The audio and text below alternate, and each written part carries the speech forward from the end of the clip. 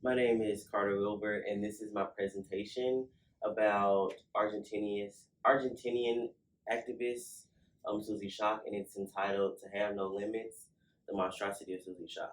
Susy Shock, as I said before, is an activist. She's also Argentinian.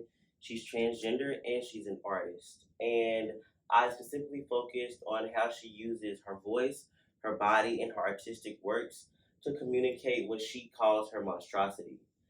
I specifically looked at her song Milonga Queer, but she also has other artistic works like her poem, which literally the translation would be is to,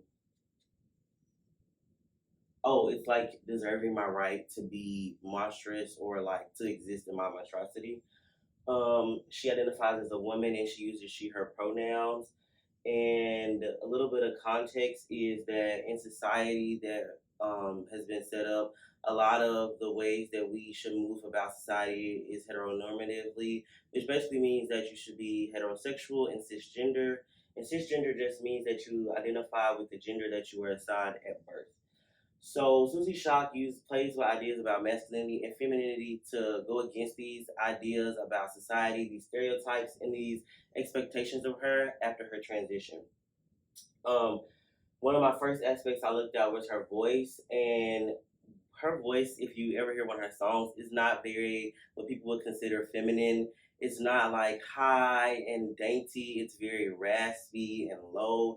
And that is one way she contradicts this idea about womanhood and how a trans person should present themselves once they're socially transitioning. And it helps to start this baseline of her monstrosity, and then I looked at her body and how she uses her body in order to add to this layer of her monstrosity. She is a she dresses very femininely. She wears dresses, she wears makeup, she has longer hair, she wears feathers in her hair sometimes, very like decorative, like traditionally feminine pieces. But her body is she's very tall and she's very muscular is the best word I could use to describe it, but she has a very demanding presence. So most would be able to assume that she is transgender. And I specifically looked at this aspect because a lot of transgender people, when they transition over, do not want to be known for being transgender. They want to be able to pass, which is the ability to look like the gender that you are identifying with. And her body is a direct contradiction of this concept of passing and needing to fit the heteronormative gaze. And my last aspect I looked at was her artistic work, specifically Milonga Queer. And in some of her songs, she talks about how she was given an identity and given a name and given a gender before she even knew who she was or what gender and identity was, and how when people did that, her family, the government, society, they condemned her to be them, who they were as people.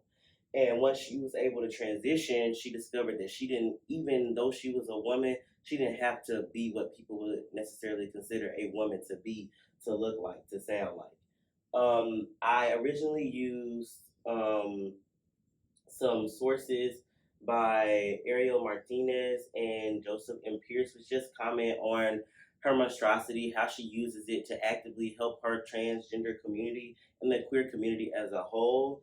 Some of these pictures below, this is an example of her in her song Milonga Queer. And as you can see, she's very feminine. She has on a dress, she has on makeup, but she's smoking a cigarette, which a lot of people would not consider to be a feminine aspect. And then this is just her at a women's rights rally, which I thought was important to include because she doesn't just fight for transgender rights, she fights for everyone. And that is pretty much it.